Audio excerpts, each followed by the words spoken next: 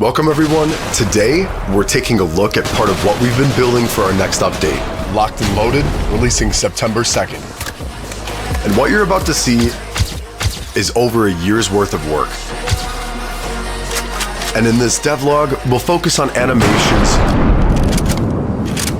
loadouts, UI, and gadgets. So let's get right into it.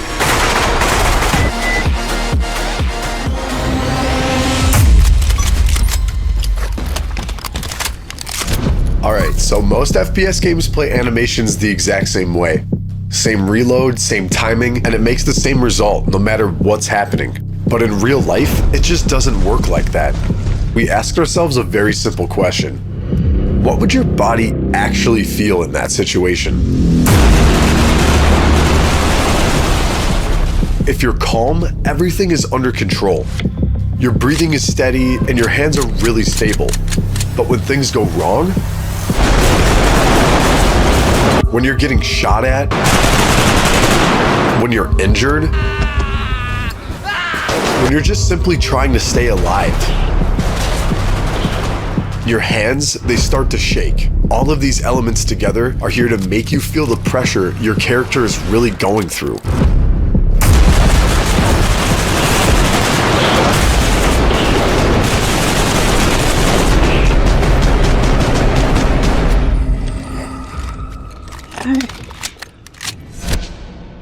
And that pressure directly affects how you reload. Reloading under pressure is completely different from reloading when you're safe. So we built two entirely different states, calm and stressed. Same weapon, different behavior. And we didn't stop there. Inside of each state, we created multiple variations. Several calm reloads, several stressed reloads, different timings, different movements. So it never feels repetitive.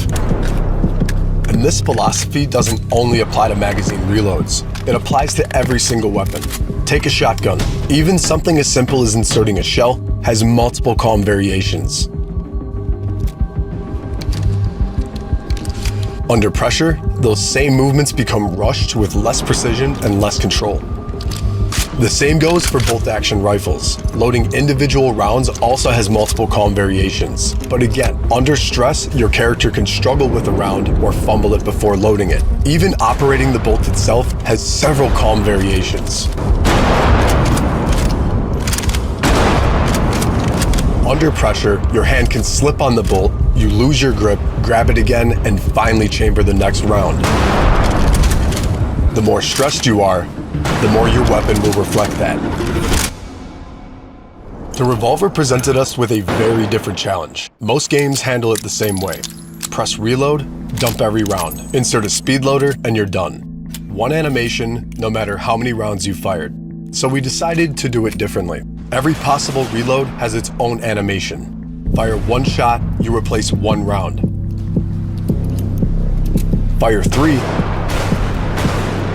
you replace three. Empty the cylinder, and you're reloading all 8 rounds. Every single sequence has its own timing, its own movements, and its own duration. Because that's how a real revolver works. But it also changes the way you play. Because now for the first time, reloading a revolver isn't the same decision all the time. Replacing one round is much faster than replacing 8. So now, you better think before you reload. Every animation starts with a reference. First, our creative director Leo records the movement in real life. That reference is then sent to Tap Brandon, who then recreates the motion and brings it to life through animation. And finally, the in-game result. This has taken weeks worth of work, sometimes more than a month for one single weapon.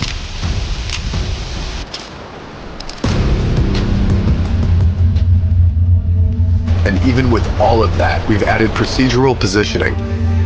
Your weapon is never held exactly the same way, slightly higher, slightly lower, slightly off center. Every reload feels unique.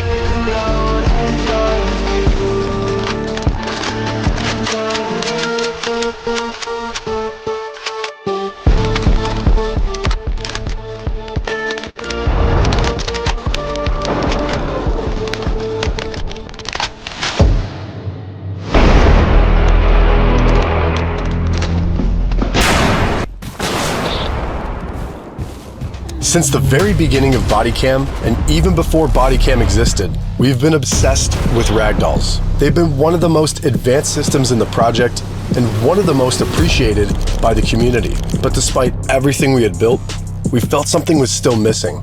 So for years, we experimented with different approaches, and most of them failed time and time again. And that's because balancing a body in real time is one of the most difficult challenges in procedural physics. The terrain, the slope, the velocity, the impacts, the damage, and the location of every bullet landing on the player matters. And after years of research and development, we finally found a solution. The stumbling system. A fully procedural self-balancing system with no animations, no scripted sequences, and the character dynamically tries to stay on his feet before collapsing. It only happens in situations where the body could still realistically react, like after non-lethal gunshots, shrapnel impacts, knife wounds, or any trauma severe enough to affect the balance, but not severe enough to instantly incapacitate. Among all the technologies we've developed for Bodycam, this is probably the one we're most proud of. Because in a game filled with complex systems, the hardest thing we ever built was teaching a character how to put one foot in front of the other. Realism in Bodycam goes beyond animations. It's also about how your body exists inside of the game. In most FPS games, your arms are locked and rigged straight to the camera, so no matter where you look, everything follows. It's like your body just doesn't really exist. So we wanted to create something closer to real life. So we built what we call the true body system.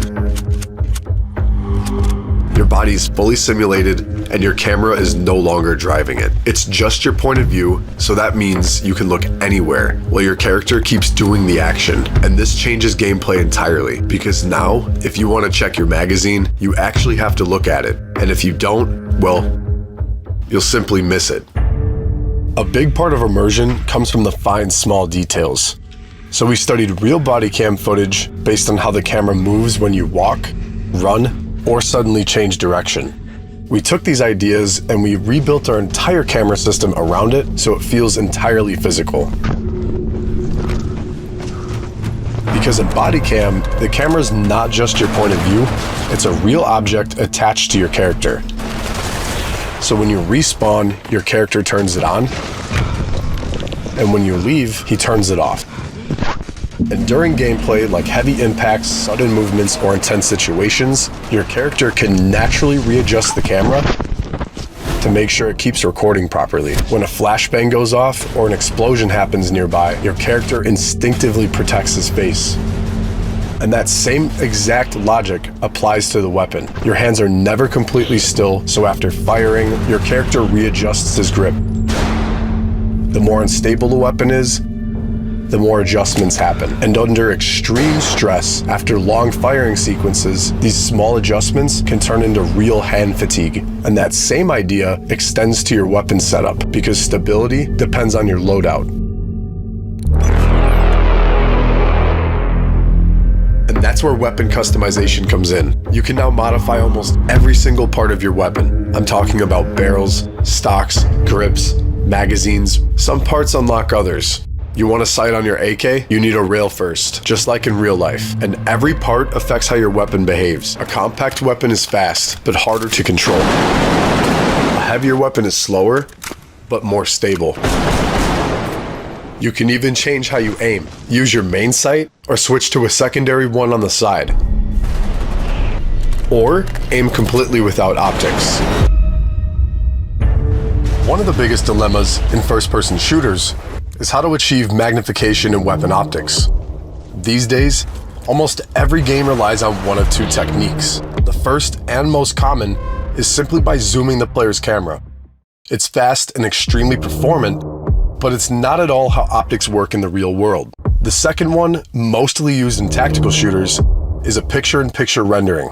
The game renders the entire world a second time from the optics point of view. This comes at a massive performance cost that can heavily reduce frame rate, make aiming feel much more rigid, and also cause bad quality optic view.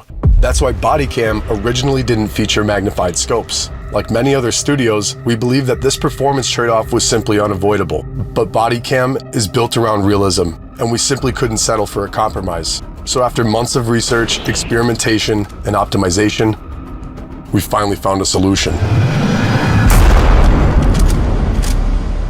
We found a way to extend Unreal Engine's rendering pipeline and create a new shading technique that delivers the realism of true picture-in-picture scopes at a massively reduced performance cost and crystal clear quality inside the lens. Combine all of that with the work of our new advanced optic shader, featuring realistic glass, reticle distortions, reflections, and dynamic lighting. Bodycam's optics are now closer than ever to their real-world counterparts. Again, pushing the limits of how realistic a game can truly be. And now, you're no longer stuck with random weapons. You can choose everything and create as many loadouts as you want. Each one built exactly for your own playstyle. This update is also expanding Bodycam's arsenal, because alongside the new loadout system, we're introducing a wide range of new weapons. From the compact SG9X to the Viper.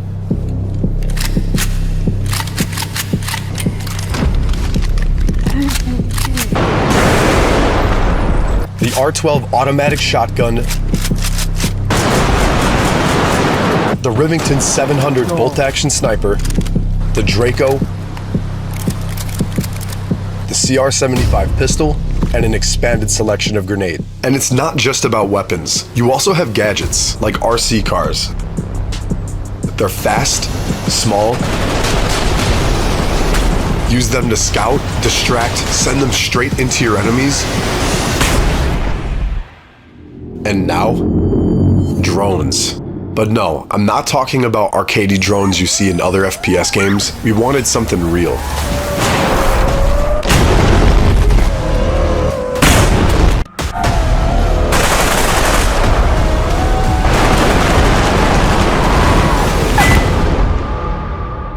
So we built two ways to control them. A casual mode, it's simple, accessible, and very efficient for newer players. And then we also built an FPV mode based on real-world physics with real movement and real control. If you've never flown a drone before, you can now learn. But if you've already flown one in real life, you can do the same exact thing here. Same movement, same precision, same everything. If you're a real drone pilot, your team will need you on the battlefield, because now drones are unpredictable. They're fast, dodge, they dive to come straight at you. You're no longer fighting a system, you're fighting a real pilot with killer intent. But we know some players might think that drones are too fast, too small, and too hard to hit, but that's not the case. We built a very precise hitbox system, so they're actually very easy to destroy. One bullet, and it's gone. It all comes down to reaction time and who reacts first. And all of this happens inside of the game. No menus, we removed every single one of them. Everything is done directly on the tablet. You want to change your weapon and attachments? You open the tablet. You want to start a match? You open the tablet. Check the scoreboard? You open that sweet old tablet. Everything keeps happening around you in real time.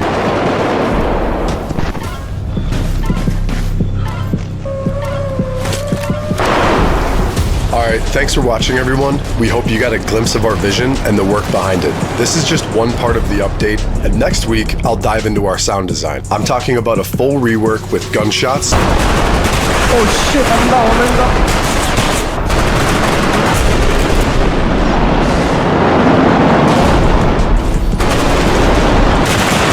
Oh yeah, bro. Footsteps and overall ambiance improvements. We have rebuilt everything to match a real body cam and the things they see and hear around it. So there's a whole lot more coming, and I'll be right here to tell you all about it. And until then, see you on the battlefield.